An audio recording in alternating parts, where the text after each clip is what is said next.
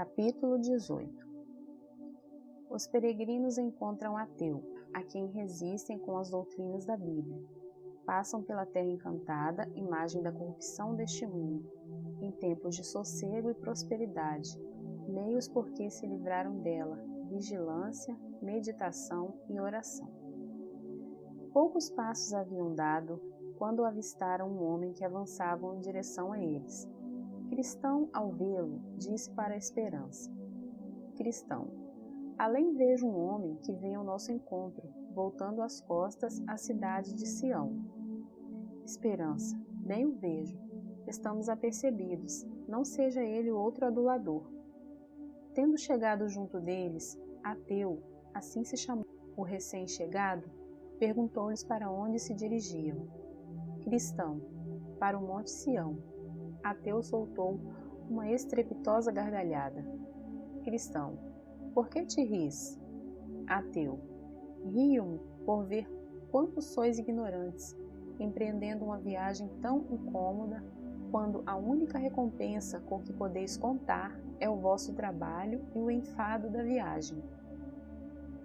Cristão, então te parece que não nos receberão lá? Ateu, lá onde? Acaso há neste mundo o lugar com que sonhais? Cristão, não há neste mundo, mas há no outro. Ateu, quando eu estava em casa, no meu país, ouvi falar nisso que me dizeis, e saí em sua procura. Há 20 anos que ando em busca destes lugares, mas nunca os encontrei. Eclesiastes 10, 13 a 15.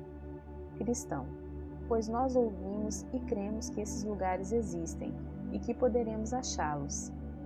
Ateu, se eu não tivesse também acreditado, não teria ido tão longe em sua procura. Mas como não o encontrei, e se esse lugar existisse, por certo o teria encontrado, pois o tenho procurado mais do que vós.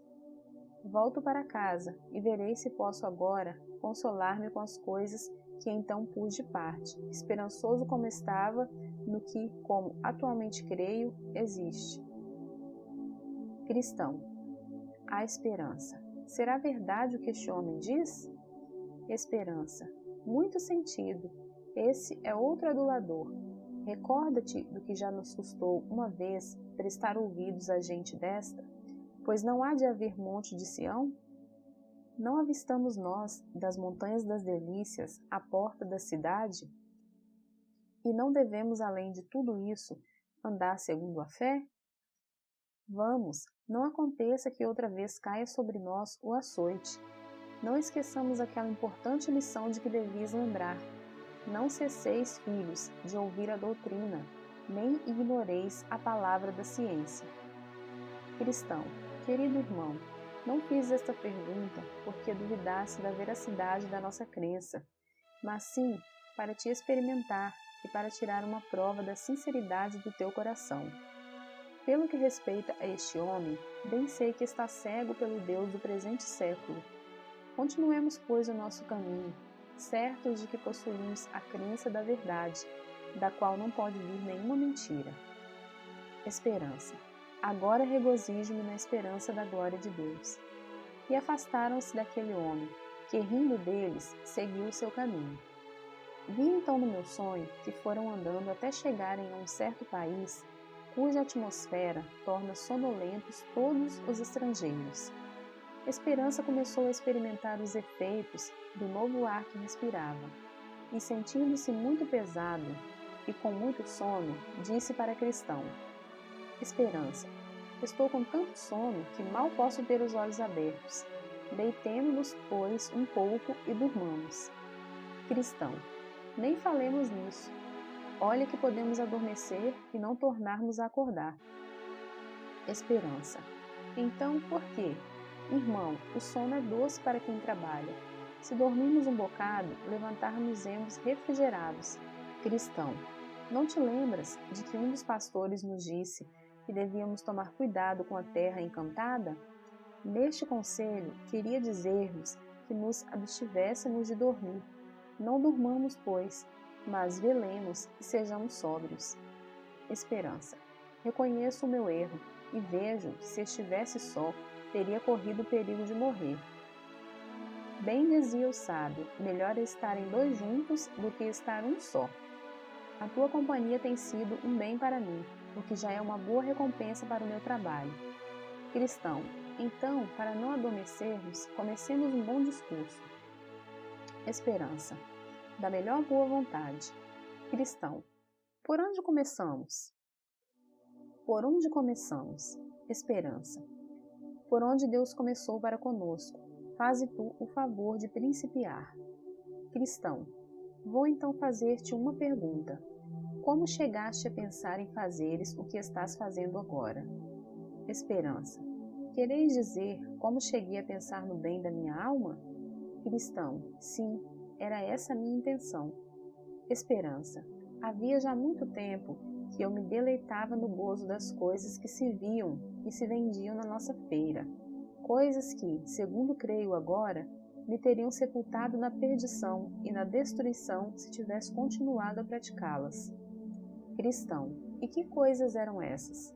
Esperança, eram os tesouros e riquezas deste mundo. Também me deleitava muito o bulício, a embriaguez, a maledicência, a luxúria, a infração do dia do Senhor e muitas outras coisas que todas tendiam à destruição da minha alma. Mas por fim, ouvindo e considerando as coisas divinas de que tu me falaste, do nosso bom e querido fiel, que morreu por sua fé e vida exemplar na feira da vaidade, vim a concluir que o fim de todas as coisas é a morte, e que por meio delas vem a ira de Deus sobre os filhos da desobediência. Efésios 5 e 6. Cristão, e ficaste logo nessa íntima convicção? Esperança, não quis conhecer desde logo a maldade do pecado, nem a condenação que se lhe segue. Diligenciei antes, quando meu espírito começava a comover-se com a palavra, fechar os olhos à luz. Cristão, mas para que resistias, desse modo, aos primeiros esforços do Espírito de Deus? Esperança, por estas coisas. Primeiro, ignorava que aquela era a obra de Deus em mim. Nunca pensei que Deus começasse a conversão de um pecador pela convicção do pecado. Segundo, o pecado era ainda muito agradável à minha carne, e eu sentia muito o ter de abandoná-lo. Terceiro, não pude despedir-me dos meus amigos e companheiros, cuja presença e cujas ações tanto me alegravam. Quarto, eram tão incômodas e tão cheias de terror as horas em que sofria por estas convicções que o meu coração não podia suportar nem sequer a lembrança delas. Cristão, queres dizer que algumas vezes pudeste desembaraçar-te desse incômodo? Esperança, sim, mas nunca me desembaraçava de todo, de modo que tornava a ficar tão mal ou pior do que dantes. Cristão, e o que era que outra vez te trazia à memória os teus pecados? Esperança, diferentes coisas. Por exemplo, simplesmente o encontrar na rua um homem bom, ouvir alguma leitura da Bíblia, uma simples dor de cabeça, saber que algum vizinho estava doente ou ouvir tocar a defuntos, pensar na morte, ouvir falar de uma morte repentina ou presenciá-la, mas especialmente pensar no meu próprio estado em que devia comparecer em juízo muito brevemente. Cristão, e pudeste sentir alguma vez alívio ao peso dos teus pecados quando te ocorriam esses pensamentos? Esperança, pelo contrário, tomava esta posição mais firme na minha consciência, e só pensar que havia de voltar ao pecado, ainda que meu coração estivesse inclinado para ele, era para mim um duplo tormento. Cristão, e que fazias então? Esperança, pensava que devia fazer esforços para emendar a minha vida, porque de outra sorte era inevitável a minha condenação. Cristão, não fizestes esses esforços? Esperança, sim, e tornava a fugir, não só dos meus pecados, mas também dos meus companheiros de pecado. Ocupava-me em tais práticas religiosas, tais como orar, ler, chorar meus pecados, falar na verdade a meus vizinhos, etc. Isto fazia, e muitas outras coisas, que seria fastidioso e difícil enumerar. Cristão, já te julgavas bom por procederes desse modo? Esperança, sim, mas por pouco tempo. Muito depressa tornava a prostrar-me a minha aflição, apesar de toda a minha reforma. Cristão: mas como, se já estavas reformado? Esperança: por várias razões. Lembrava-me de palavras como estas: todas as nossas justiças são como um pano imundo. Isaías 64:6. Pelas obras da lei não será justificada toda a carne. Gálatas 2:16. Depois de ter desfeito tudo o que vos foi mandado, dizei: somos uns servos inúteis. Lucas 17:10. E outras do mesmo estilo. Depois, punha-me a discorrer deste modo: se todas as minhas obras de justiça são trapos imundos, se pelas obras da lei ninguém pode ser justificado, e depois de termos feito tudo quanto nos foi mandado, somos uns servos inúteis, é loucura querer chegar ao céu pela lei. E continuava a pensar, e um homem contraiu uma dívida com certo negociante, ainda que dali em diante pague de pronto tudo quanto comprar, a sua antiga dívida continua a existir no livro de conta corrente, e mais dia menos dia pode o negociante vir a demandá-lo por ela e fazê-lo prender até ser embolsado. Cristão: e como aplicaste este raciocínio a ti mesmo?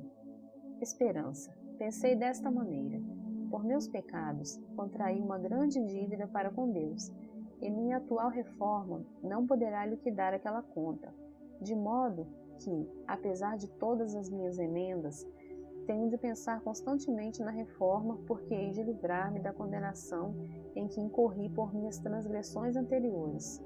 Cristão: esse raciocínio era verdadeiro. Continue.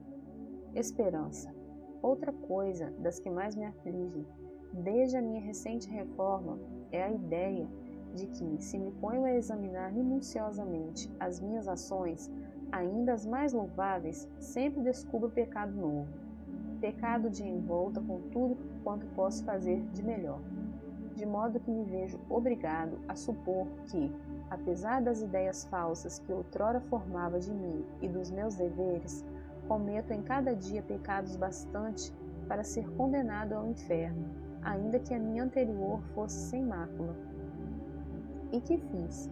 Não sabia o que havia de fazer, até que abriu meu coração a Fiel, a quem muito bem conhecia, e ele disse-me que só com a justiça de um homem que nunca tivesse pecado me poderia salvar.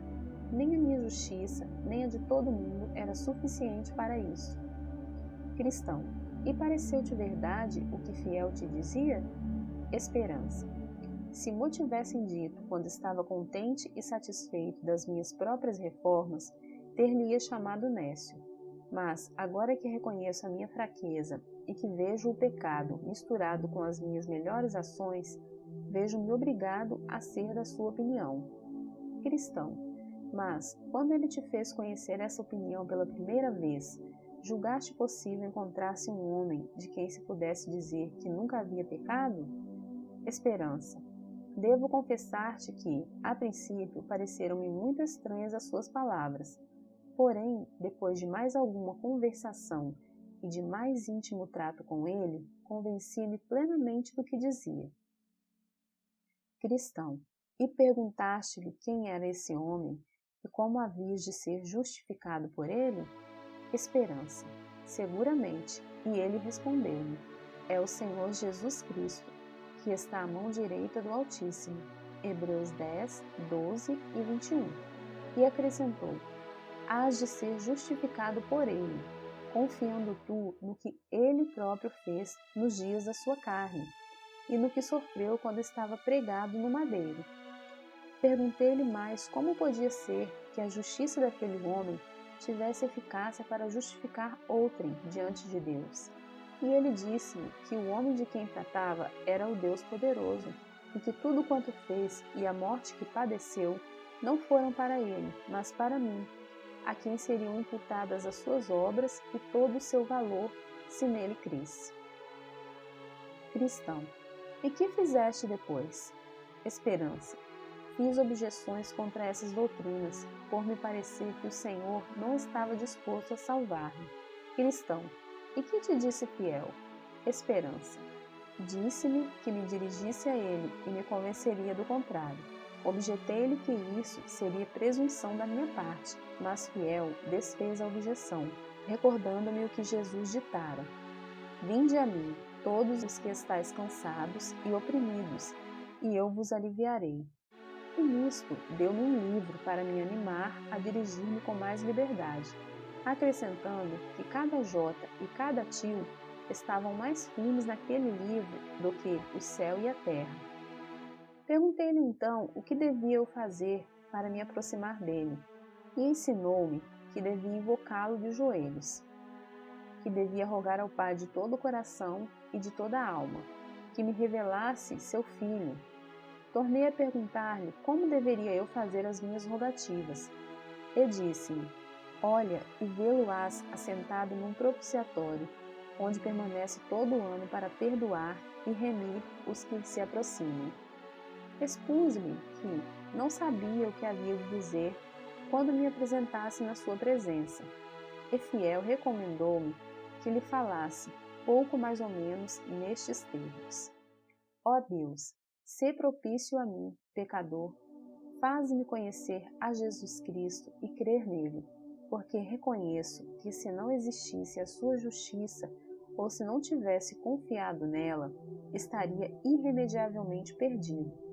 Senhor, ouvi dizer que és um Deus misericordioso e que deste Jesus Cristo, teu Filho, como Salvador ao mundo, e que estás disposto a concedê-lo a um pobre pecador como eu, que na verdade sou pecador. Senhor, aproveita esta ocasião e manifesta a tua graça na salvação da minha alma, mediante Jesus Cristo, teu Filho. Amém. Cristão, e fizestes assim? Esperança, uma e muitas vezes. Cristão, e o Pai revelou-te seu Filho? Esperança, não, nem a primeira, nem a segunda, nem a terceira, nem a quarta, nem a quinta, nem a sexta vez. Cristão, e como procedeste ao ver semelhante coisa? Esperança, não sabia que deliberação tomar. Cristão, não estiveste tentando abandonar a oração? Esperança, estive 200 vezes. Cristão, e por que o fizeste? Esperança, porque queria ser verdade o que Fiel me dissera, isto é, que sem a justiça deste Cristo, nem todo mundo teria poder para me salvar. Portanto, raciocinava assim comigo mesmo: se o deixo, morro, e então prefiro morrer ao pé do trono da graça. Além disto, vinham-me à memória estas palavras: se me demorar, esperam. Se se demorar, esperam, porque sem falta virá e não tardará. Hebreus 2 e 3. Segui depois em oração até que o Pai me revelasse seu Filho. Cristão, e como te foi revelado? Esperança, não o vi com os olhos do corpo, mas com os do entendimento. Efésios 1, 18 e 19. Foi assim. Certo dia estava eu tristíssimo, mais triste, me parece, do que jamais estivera em tempo algum, sendo causada esta tristeza por uma nova revelação da magnitude e vileza dos meus pecados. E, quando eu não esperava senão o inferno e a eterna condenação da minha alma, pareceu-me ver, de repente, o Senhor Jesus, olhando-me do céu e dizendo-me: crê no Senhor Jesus Cristo e serás salvo. Mas, Senhor, repliquei eu sou um grande pecador, muito grande. E ele respondeu-me: basta-te a minha graça. Tornei-lhe eu: mas o que é crer? E reconheci por aquelas palavras: o que vem a mim nunca terá fome, e o que crê em mim nunca terá sede. João 6 e 35. Que crer e ir era tudo a mesma coisa, e que aquele que vai, isto é, aquele que corre em seu coração e em seus afetos pela salvação de Cristo, é o que realmente crê em Cristo. Umedeceram-se os meus olhos de lágrimas, e continuei a perguntar: mas, Senhor, pode na verdade um pecador tão grande como eu sou ser aceito e salvo por ti? E ele respondeu: aquele que vem a mim, de modo nenhum o lançarei fora. João 6 e 37. E eu disse: mas, Senhor, que ideia hei de eu fazer a teu respeito, ao chegar-me a ti, para que a minha fé seja perfeita? e ele me disse: Jesus Cristo veio ao mundo para salvar os pecadores. Donde concluí que devo achar a justiça em sua pessoa e a paga dos meus pecados no seu sangue, que o que ele fez, obedecendo à lei de seu Pai e submetendo-se à penalidade desta lei, só o fez por aqueles que aceitam a sua salvação e lhe agradecem. Então o meu coração encheu-se de alegria, os meus olhos de lágrimas e os meus afetos expandiram-se em amor ao nome, ao povo e aos caminhos de Jesus Cristo. Cristão, isso foi na verdade uma revelação de Cristo à tua alma. Dize-me agora quais os efeitos que produziu no teu espírito. Esperança. Fez-me ver que todo mundo, apesar de toda a própria justiça, existe em estado de condenação. Que Deus Pai, posto que seja justo, pode justificar com justiça o pecador que a ele vem. Fez-me envergonhar da minha vida anterior e humilhou-me, fazendo conhecer e sentir a minha própria ignorância, porque até então nunca viera ao meu coração um único pensamento que de tal modo houvesse revelado a formosura de Jesus Cristo. Fez-me desejar uma vida santa e anelar por fazer mais alguma coisa para a honra e glória do nome do Senhor Jesus. Chegou a parecer-me que, se tivesse 1000 vidas, de bom grado as perderia por amor de Jesus.